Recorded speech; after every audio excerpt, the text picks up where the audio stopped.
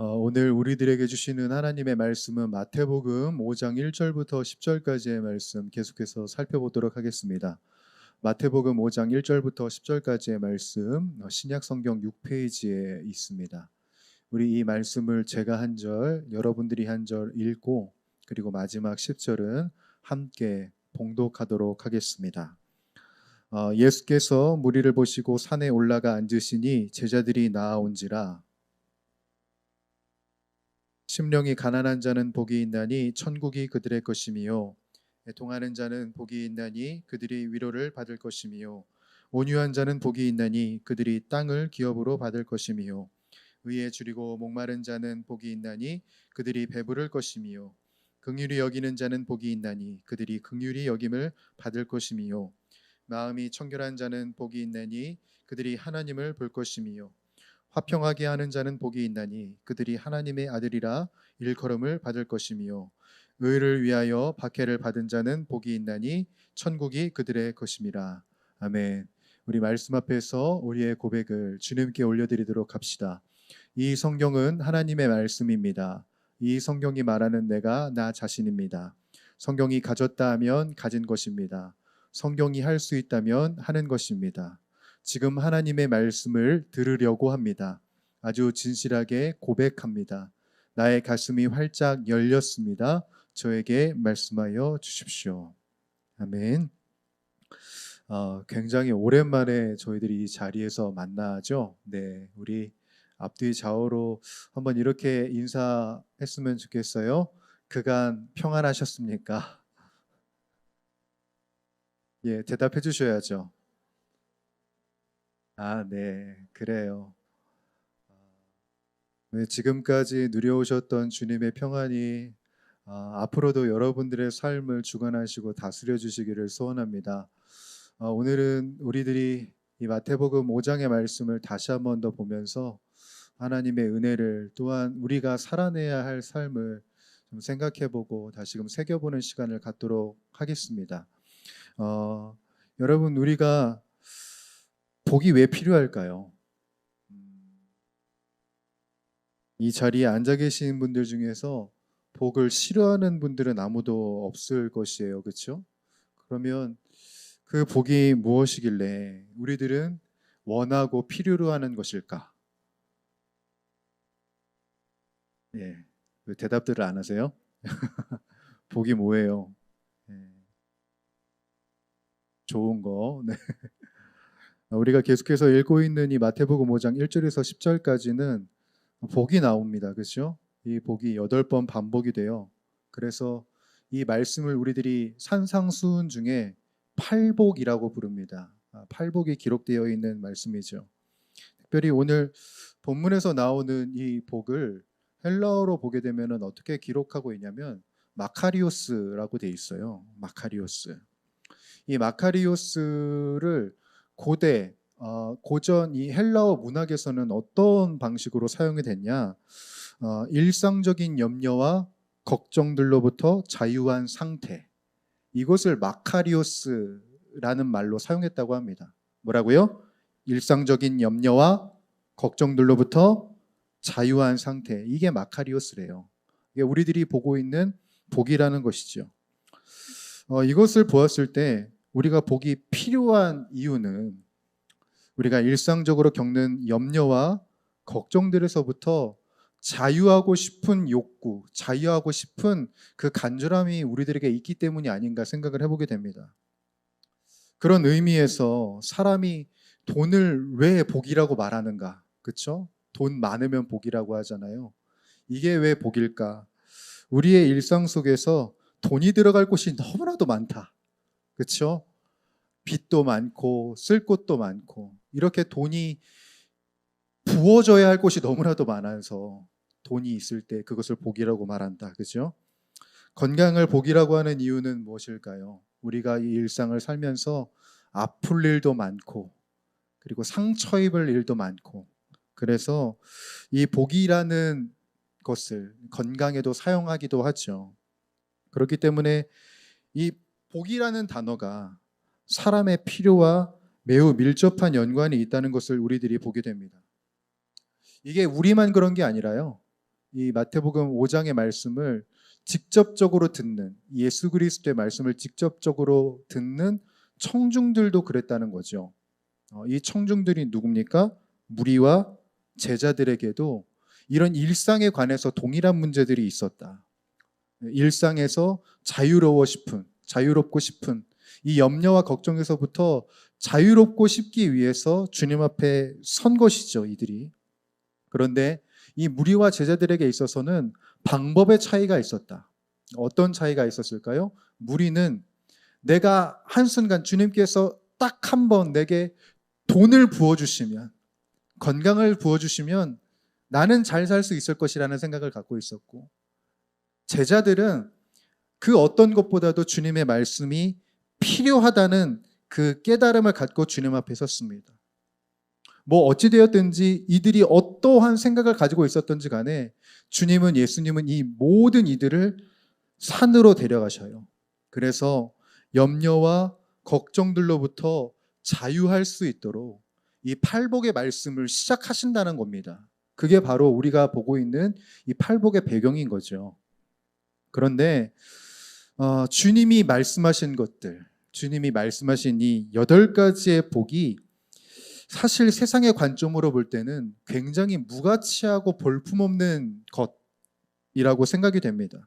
지금까지 우리가 봐왔던 가난, 애통, 온유, 의에 줄이고 목마른 게 이게 세상의 성공 철학으로 따져봤을 때, 세상의 그 승리의 가치관으로 따지고 봤을 때, 글쎄 저 개인적으로 봤을 때는 굉장히 무가치하다는 생각이 듭니다. 그리고 특별히 제가 말씀을 묵상하면서 들었던 생각은 뭐냐면, 무리들과 제자들도 어쩌면 이걸 무가치하게 생각하지 않았을까. 왜냐하면 본인이 살아가고 있는, 지금 이 1차 청중이 살아가고 있는 현실도 지금의 현실과 다르지 않기 때문에, 가난이 뭐가 복이겠으며, 슬피 울며 부르짖는 것이 뭐가 복이겠으며, 의에 줄이고 목마른 게 뭐가 복이겠어요. 돈이 필요하고 사실은, 그렇죠? 나만 그렇군요. 나만 속물이군요. 돈이 필요하고 건강이 필요하고 그런 거지 않겠습니까?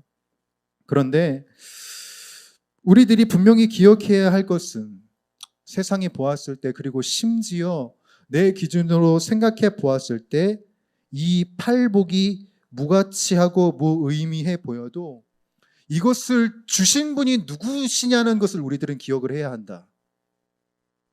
여러분, 이 말씀을 주신 이가 누구십니까?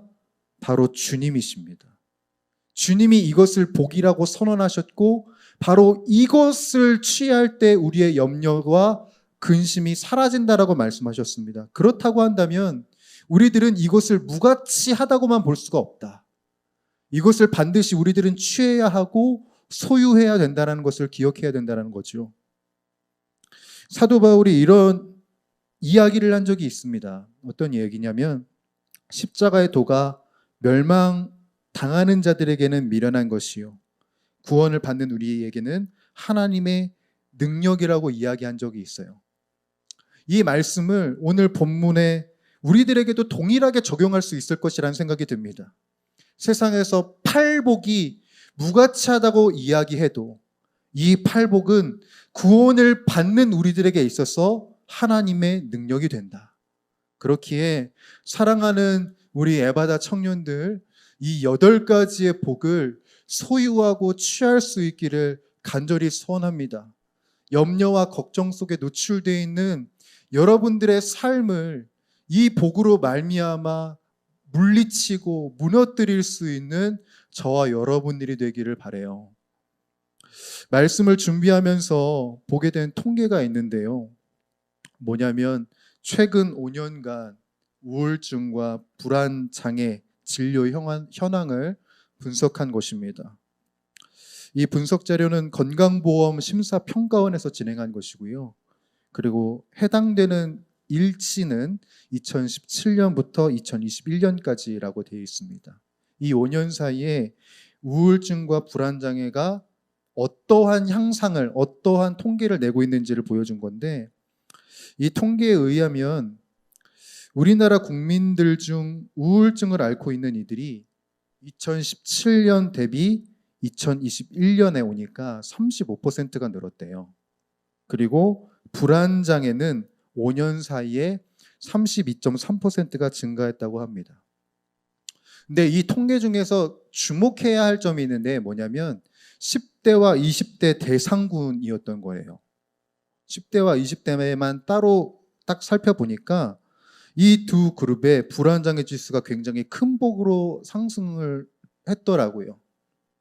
보니까 10대는 5년 사이에 78%가 늘었고요. 그리고 20대는 86%가 증가했습니다. 어느 누군가는 이 불안의 요인이, 이 우울의 원인이 사회와 경제의 불안으로 보시기도 합니다. 그런데 저는 목회자잖아요. 목회자의 관점에서 이 통계 자료를 보았을 때 저는 또 다른 부분을 봤어요. 여러분, 2017년부터 2021년에는 어떤 일들이 일어났습니까? 코로나가 겹쳐 있죠. 코로나가 겹쳐 있고, 그리고 동시에 그 시기는 모든 우리나라 전체 종교인들이 급격하게 하락을 합니다. 종교인 전체가 하락을 했다는 말은 무슨 말이냐면 기독교, 그러니까 예수 그리스도를 믿는 자들도 큰 폭으로 하락했다는 거예요. 저는 이 우울증과 불안이 늘어나고 있는 이유가 저는 이렇게 해석이 됐습니다. 복음의 영향력이 사라진 시대가 되었기 때문이라는 생각이 들었어요. 왜 일상이 걱정스럽고 왜 일상이 불안할 수밖에 없는가? 복음의 능력이 우리나라뿐만 아니라 내 개인 가운데 급격하게 쇠락했기 때문이라는 생각이 듭니다. 여러분, 복음의 가치와 복음의 힘이 사라져버리면 우리들의 일상이 무너져버릴 수밖에 없는 겁니다. 주님의 복이 우리들 가운데 사라져버리고 영향력이 사라지면 내 일상도 사라질 수밖에 없는 거예요. 사실 오늘날 부와 문화가 얼마나 화려하고 아름답습니까? 제가 인스타그램을 보기가 두려워요. 왜냐하면 이들이 부러워. 네. 너무나도 화려하게 살아가고 있는 이들이 인스타그램에 널려 있고, 그리고 나는 누리지 못하는 그 먹을 것도 그렇고요. 문화도 그렇고 여행도 그렇고 어쩜 이렇게 많이 가고 많이 먹고 다양하게 즐길 수 있는가? 그런데 이렇게 많은 사람들이 화려함과 찬란함 속에 살아가지만 정작 통계 지표가 이야기하고 있는 것은 뭡니까? 이 시대가 우울함과 불안함 가운데 살아가고 있다. 그러니 필요한 것은, 우리가 이 시대에 필요한 것은 주님의 복. 주님이 바로 이 말씀 속에 이야기하신 복이 회복되어지는 것. 이것을 소유하는 것이 우리들에게 너무나도 필요하다는 말씀을 드리고 싶습니다.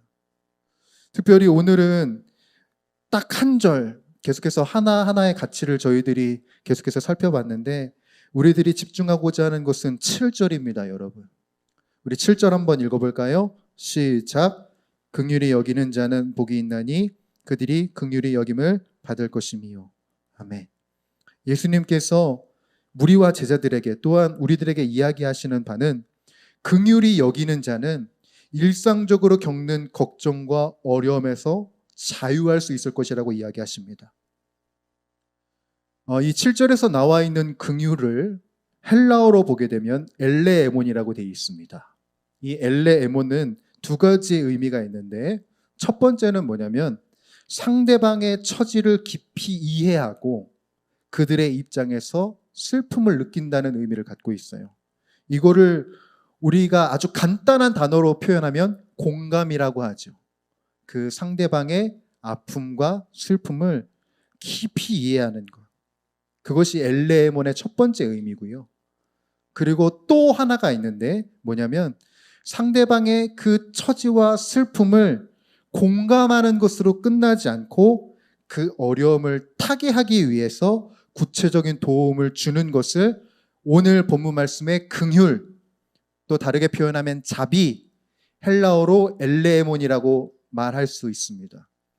그러니까 이 7절에 나와 있는 긍휼은 그냥 상대방의 말을, 나 이렇게 어려운데 이 말을 그냥 막연하게 들어주는 것도 아니고, 뭐 막연하게 내가 너의 죄를 사하노라 뭐 이런 것도 아니고, 애매하게 축복하는 것도 아니라 상대방의 아픔을 철저하게 내가 공감을 하면서 이 아픔을 내가 어떻게 처리해주고 도와줄 수 있을까를 몸부림치고 액션을 취하는 게 바로 긍휼인 겁니다. 그래서 우리들이 곰곰이 생각을 해보면 내 일상 속에서 염려와 걱정들로부터 자유할 수 없는 이유가 어디서 시작되는가? 물론 뭐 다양한 원인이 있지만 나를 긍휼히 여겨주는 이가 없을 때 우리들은 이 일상의 제약을 느끼고 어려움을 느끼고 걱정을 느낍니다. 언젠가 신방을 하면서 이런 이야기를 들은 적이 있어요. 관계의 위태로움 속에 있었던 가정이었는데 저에게 이런 이야기를 해주시더라고요. 가정을 회복하기 위해서 일을 죽어라 했대요. 이 경제적인 것, 이 어려운 상황을 타파하기 위해서 부단하게 일을 했는데 어느 누구도 배우자도 자식도 괴롭게 일하고 있는 나를 공감해 주지 않는다고 말씀하시더라고요. 그래서 내가 이러는 것을 당연하게 여기는 이 가족들을 보면 내가 왜 이러고 살아야 하는지 고민이 된대요. 돈을 많이 버시는 분이에요. 돈을 많이 버시는 분인데 일상이 걱정이고 염려인 거예요. 나를 공감해주는 이가 없으니까. 나의 이 아픔을 함께 동반해주는 이가 없으니까 힘든 거죠. 여러분, 긍휼히 여기는 것이 사라지면은요, 우리 인생을 살아가는 맛이 사라지는 거예요. 그리고 걸어갈 힘도 없어지는 거죠. 그래서 왜 긍휼이 복인 것이냐? 내 인생 나 혼자 걸어가는 것이 아니라 함께 걸어가는 동역자들이 있음을 느낄 수 있기 때문이고, 그리고 함께 걸어가는 이들이 있기 때문에 내 일상 속에 왜 걱정할 일들, 염려할 일들이 없겠습니까? 그렇지만 나를 긍휼히 여겨주는 그 사람이 있기 때문에 어찌됐든 힘을 얻어가는 거예요. 그게 바로 내 염려와 내 근심과 내 걱정을 무너뜨리는 긍휼의 힘이다. 제가 이 또 긍휼의 은혜를 아주 크게 입었는데요. 2주 전부터인가 제 딸이 우리 부부에게 편지를 굉장히 많이 써주고 있어요. 근데 그 중에 제가 울컥했던 편지가 있어서 제가 좀 사진으로 찍어서 PPT로 준비해 달라고 말씀드렸는데, 네, 이겁니다. 잘은 보이지 않으실 텐데 여러분들이 보실 때 왼쪽이 이제 저에게 쓴 거고요. 오른쪽이 이제 제 아내를 위해서 쓴 거예요. 이거를 테이프로 이제 해가지고 이렇게 책으로 펼쳐볼 수 있도록. 이 겉에는 또 그림이 또 그려져 있어요. 네. 근데 제가 안에 내용만 좀 찍어서 지금 보여드리고 있는데 제 것만 좀 읽어보면 이렇습니다. 아빠, 교회에서 일하시느라 고생하셔요. 아빠, 우리 가족을 사랑해 주셔서 감사해요. 사랑해요. 건강하세요. 라고 적혀져 있어요. 네. 제가 이 편지를 딱 받고 나서 울컥하더라고요. 내 딸이 허투루 크고 있진 않구나. 부모님의 마음을 알아주고 있다는 생각이 들면서 마음이 굉장히 막 크게 요동하는 거예요. 그래서 딸이 나를 긍휼히 여기고 있으니까 내가 좀 더 힘을 내봐야겠다. 그런 마음이 자연스럽게 들더라고요. 저는 이 자리에 앉아있는 우리 청년 공동체, 우리 여러분 각 지체들에게 이런 질문을 드리고 싶습니다. 여러분은 지금 누구에게 긍휼을 끼치면서 살아가고 계신가요? 나는 누구를 긍휼히 여기면서 살아가야 하겠습니까? 여러분, 우리의 처지를 누구보다 이해하시기 위해 자신의 존재를 격화시키신 주님께서, 또한 우리의 괴로움에 구체적인 도움을 주시기 위해 생명을 걸고 십자가를 지신 그 주님께서 이렇게 말씀하십니다. 너희도 긍휼히 여기면서 살아야 한다고. 단순히 이 세상을 아름답게 하기 위함이 아니라 그렇게 긍휼을 행할 때 너희가 주님의 긍휼이 얼마나 큰지 이해할 수 있으니, 그러니 너희도 긍휼히 여기면서 살아가라고 이야기하셔요. 그래서 오늘 여러분 말씀을 보게 되면 7절에 긍휼히 여기는 자는 복이 있나니 그들이 긍휼히 여김을 받을 것이며, 아마 새번역 성경에는 이렇게 기록이 되어 있을 겁니다. 하나님이 여러분을 자비하게 여기실 것이요. 이 말인즉슨 우리를 향한 그 자비와 긍휼을 내가 긍휼히 여길 때 더 풍성하게 느낄 수 있고 더 부유하게 느낄 수 있는 것이다. 그러니 우리의 신앙을 위해서, 또한 이 세상을 위해서도 우리들은 긍휼히 살아야 한다고 주님께서는 말씀하고 계시는 것이죠. 우리 에바다 청년들이요, 우리들의 이 마음이 주님을 향하여 열려 있듯이 여러분 옆에 있는 지체들을 향하여서도 그 마음의 문이 열려지기를 바랍니다.